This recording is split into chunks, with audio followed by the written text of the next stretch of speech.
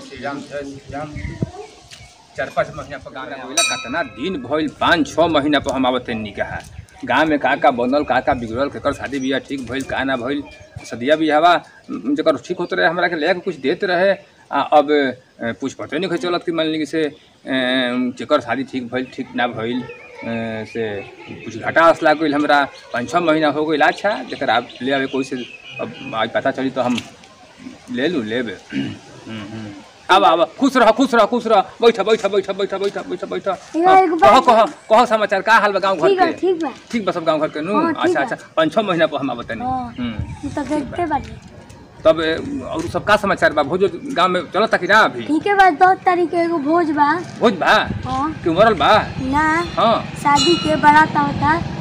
झलकू बाबा घर 10 तारीख के शादी ठीक भइल बा? हां उनकर झलकू बाबा के ठीक भइल बा? लड़की के कितना दिन भइल? 10-20 दिन। अरे तो कुछ ले के देलन है घरे ना? अरे धोती कुर्ता पैजामा कुछ देलन है ना? गांव में परंपरा बहुत युग से चला उतरुए जेकर गांव में बेटा बेटी के बियाह होला हमरा के ले के देला धोती कुर्ता कुछ पैसा वैसा कुछ ना देलन है ना? आए ना हई हिम्मत उनकर हो गइल। गांव के परंपरा तुरी है का? ये तो तुरिया कौन गांव ठीक है? कौन गांव? हाउ बगल में बा नारायण। अच्छा ठीक हां मलायतपुर ठीक बा कोनो बात नहीं के उनकर बियाह हम जहां कैसे हो जाता हुआ भड़का देबो दिन तो मारो खबर बात देबो उनकर ऐसा उनकर हिम्मत बढ़ुए परंपरा तुरी है वो हम जाते नहीं अभी जाते नहीं गांव में हम। हां जाई ठीक बा एकदम काम नहीं के करत शादी बियाह के घर बा मोय जिम्मेवारी हमारे ऊपर हो गई बा जितना सामान जुटावे के बाद सब सामान हमारे माथा खराब हो जाता ई कोनो बात इनके से समझता नहीं केहू करे वाला नहीं हमारा यही गांव में घर हनु जी का बात भाई बैठी यही गांव में घर है? हां ये गांव में हमर घर है का बात बता ना बात कोनो लिखे एगो शादी ठीक भइल बा हमरे गांव के लड़की के कमलपुर हमार घर हुए। अच्छा कमलपुर घर? प्रणाम प्रणाम कमलपुर हमारे भैया के शादी ठीक भइल बा। हां अच्छा तब तो बहुत बढ़िया बढ़ुए कमलपुर से आइल बनी। हां ये से आइल बनी। तो चली घर नाश्ता अच्छा चलल जाई से काले परसों तिलक बा? हां काले बा 2 दिन बाद बा। हां ठीक है बात तब तैयारी तब होबे करी सब। हां तैयारी तो एकदम कहत नहीं एकदम धूमधाम से अब बारात के दिन गाजा बाजा हाथी घोड़ा सब कर देले। तरीका हमरो गांव में तरीका हुए तरीका हनु हां देले होई पूरा दाम। हां तो उनकर दे वहीं से हो जाई बहुत कइले बनी पटना के हलवाई मंगले बनी बुझाइल पटना के बनारस ले मिठाई मंगावतनी तनी क्या खर्चा होता का अतना खर्चा तो 52 चोपला समय ना कइले बनी। हां तो का बुझाता हाथी घोड़ा सब जातड़ी सन का अई उनकर देलाई से का हो जी उतन देबस हो जाई उतना हो जाई माथा ठन पे लागल का कहत अतना उड़ावत पावत बनी कुछ पतो बरबुआ का बात बा कुछ पता नहीं खेनु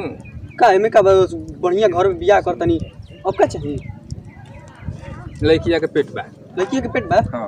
रुक महाराज समझ ली अब से हम बेसी कुछ ना कहब अपन समझ ली पेट बा समझ ली है भाई बताओ भाई कुछ हो कह के चल गेले हसन नहीं हमर ओकरा घरे बियाह होई भले हमर भाई 7 जन्म कुआर हो जी बट कर देल के हम भले बियाह ना फिर जे सही ना फिर चाहे मत फिरो लेकिन बियाह ना होई सब पैसा भले भाड़ में चल जाओ ना होई बियाह साफ ना होई। हम अभी फोन लगावतनी अभी ओत कइले बड़ा लोग कुछ हमरा के बतैलन जना बताओ उठाओ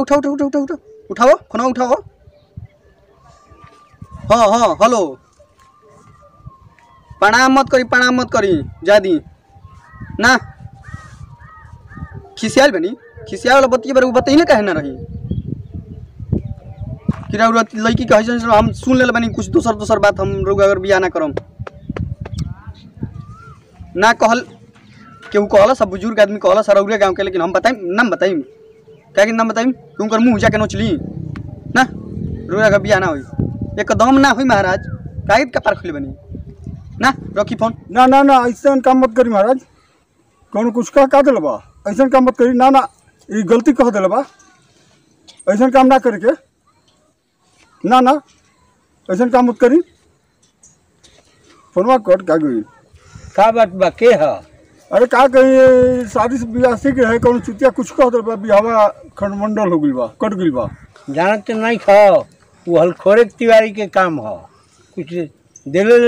नहीं का ना ना कुछ नहीं देले। क्या के द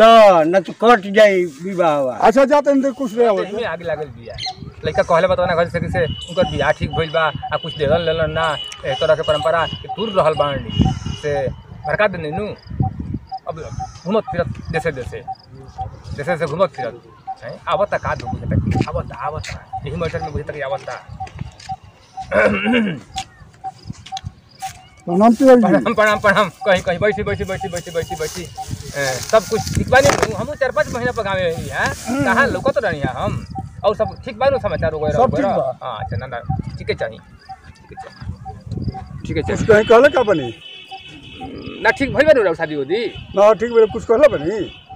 ना भेंट भइल रहे उनका से हमरा भेंट भइल रहे तो हम सब ढंग से कह देले बनी रवा गाँव पर ना रही ऐसे कुछ ना दिया। अच्छा वो तो आगो पछा मैंने दिया लिया जला वो तो हम जानते रहे कि रवा जाके काम बनाई इज्जत के सवाल बा तो का कुछ नया समाचार का उनसे नन हुई है आइल का बियाह कटे गई आई ना कटी का है महाराज लेके कितना बा 2000 बा 2000 बा अच्छा तो ठीक है बा 2000 बा तो बेटी के बियाह हुए इसे बेटा में तो लोग ढेर देला तो ई का कहले बान कुछ कार से हां का असली की बारात ना ले भाई महाराज लेके ना ले आई हां बात ना ले हैं उनके मजाल बकना ले हैं परसों तिलक जाके बा रावत तिलक के तैयारी करी ठीक हम करते नहीं रावत तिलक के तैयारी करी है पैसा हमरा करवा दे देनी तो पहले से और बढ़िया हमारा संबंध बढ़ुए तो इतना सारा फरी आई समझनी ठीक हम जाते हैं उनका फिर ठीक का कहता कि बारात ना आई तिलक मत लेके आई हाँ उनके मजाल बा हम जाते हैं हमका कहले कुछ नहीं कहले मारे रबा और पसंद था हम कहले बनी कि रबा तरी घर घरान के वहीं पहले के जाए रबा जाई जाते हैं उनका भाई रिकॉर्ड एक बार जाते हैं अभी तो ठीक है बा हम कहीं चाहे ना कहीं दिमाग काम नहीं करत हमार कल भाई के हमार तिलक रही जय श्री राम का हाल बा बड़ा स्थिर से बैठल बड़ा जय श्री राम ठीक नहीं खे रोगा ठीक रह तब नु फिर आगे निकल कहां से अब क्या मारे अब कुछ लगत नहीं खे हल फल काहे तिलक पड़ुए आई कुछ बिहार नहीं खे किसे कोनो व्यवस्था लगत नहीं खे झाल मकरा सब साफ सुथरा का है व्यवस्था वाला लायक रोगा छोड़ ले बानी हमारा के हैं का हो गई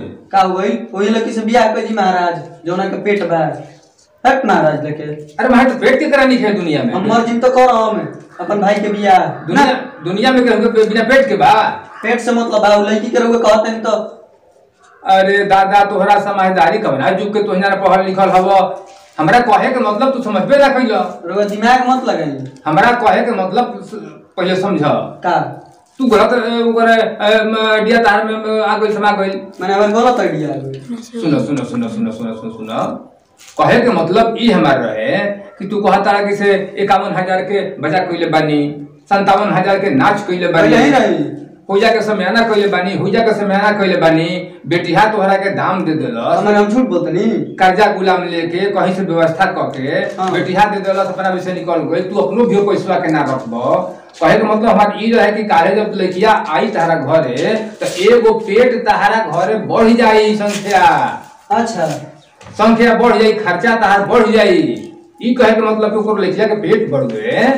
ऐसा ही नहीं खे खाई पी खर्च कर चुका में होई ओ पैसा के बचा के नजायज जगह पर मत खर्चा करो हल फल में वाहवाही में ओ पैसा के जमा कर दे लड़का लड़की के नाम से ई कहे के मतलब हमार रहे रोग कहे के मतलब ऐसा रहे हमनी के बुजुर्ग आदमी है या पहले कौन भवी आदमी है या कोनो बात बांध के कहब जा महाराज हमारा तैयारी करो बड़ गलती हो गई तैयारी करो कुछ नहीं खेल काल तिलक आवत काल तिलक आई ढेर हल फल में ना साधारण ढंग से बेटा बेटी के बियाह करेगा पैसा बचा के रखो भविष्य में तारा काम करी रोए कहे के मतलब पूरा हां ई रहे तैयारी करो एकदम काल तिलक आई तारा के यहां ए भगवान हम का सोच लेनी है ना ई बात बड़ुए ये बात बा तब ए इधर सच्चाई बड़ुए हम सब ठीक बा ओकरा खर्च बा ओकरा पाई तो तार संख्या परिवार में को बढ़ जाई हाथ उड़ाओ मत अरे कहीं की रहुआ आगनी कच्चा में डूब जीबो पैसा के बचा के रख ई कहे के मतलब हमार रहे ए महाराज तैयारी में लगा नमस्कार प्रणाम सुपर गोल्ड एंटरटेनमेंट में रहुआ सबनी के स्वागत बा हम मनी निशान भारद्वाज हम मनियालू सिंह। हम बनी शिव कुमार पांडे। हम शिवम कुमार। श्रीजोग उपाध्याय। देखिए भैया, हम कहना चाहते नहीं है वीडियो के माध्यम से कि आज के समय में बेटिया कर्ज गुलाम लेके ज़मीन जायदाद पे गिरवी रख के बेटा वाला के पैसा दे देते हुए और पैसा के सही उपयोग नहीं होते, वो पैसा के मिस यूज होते हुए इधर उधर खर्च कर दिया था। जहाँ दिन लड़का लड़की के जरूरत पड़ता है पैसा के कोनो अभाव होते रहते हुए तहाँ दिन कर्ज लेवे के पड़ता है। वीडियो बनावे का हमने यह मकसद बा कि से जौन तिलक मिलता हुए या पैसा बेटी हाथ देते हुए वो पैसा के सुरक्षित बेटा बेटी के नाम से जमा कर दी जो उनकी आए दिन उसन कोनो समय आई गार तक काम करी जी। और इस चैनल के ज़्यादा से ज़्यादा सब्सक्राइब करी और इस वीडियो के ज़्यादा से ज़्यादा शेयर करी। बहुत बहुत धन्यवाद।